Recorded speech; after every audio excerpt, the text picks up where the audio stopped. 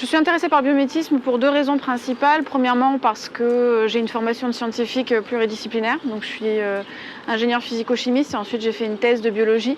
Donc, j'ai une forte sensibilité pour ces trois disciplines scientifiques qui sont intimement connectées les unes aux autres.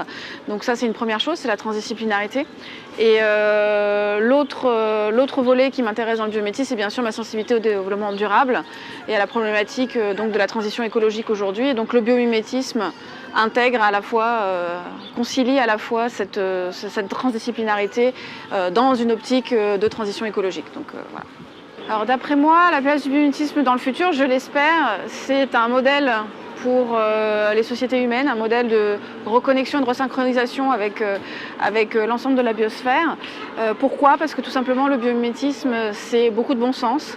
C'est se rappeler que l'être humain est une espèce parmi beaucoup d'autres et que ces espèces qui nous entourent sont le résultat de 3,8 milliards d'années d'évolution, qu'elles ont été soumises aux mêmes contraintes et que donc du point de vue écologique, bien sûr, elles sont optimisées. Donc le biomimétisme est une source d'inspiration pour la transition écologique.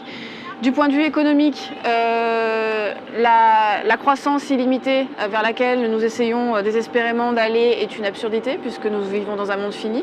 Et là, une fois de plus, le monde vivant nous apporte des enseignements en termes d'économie puisque les écosystèmes naturels fonctionnent en cycle et en boucle fermée. Et aujourd'hui, tout ce qui est l'économie circulaire et l'écologie industrielle sont directement inspirés du fonctionnement des écosystèmes naturels. Et du point de vue social, le vivant est une source d'inspiration puisque si l'on regarde, les stratégies les plus gagnantes qui ont été sélectionnées au cours de l'évolution sont des stratégies plutôt de coopération et non de compétition, puisque nous n'existerions pas, nous les êtres humains ou les mammifères ou les espèces terrestres ou les végétaux s'il n'y avait pas eu une symbiose originelle et donc une stratégie de coopération originelle. S'inspirer de la nature, ça existe depuis des années, des décennies, voire des siècles. L'humanité en a toujours fait pour la chasse, par exemple, s'est toujours inspiré du vivant.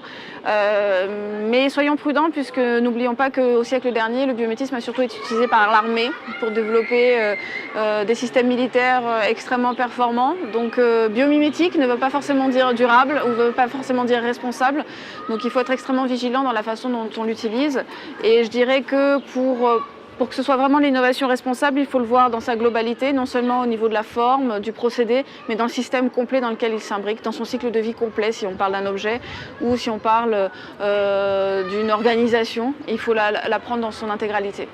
Alors ce centre de biomimétisme à Senlis m'intéresse parce que il va cristalliser en fait toutes les initiatives et tous les espoirs qui ont été portés par différents acteurs nationaux, voire internationaux.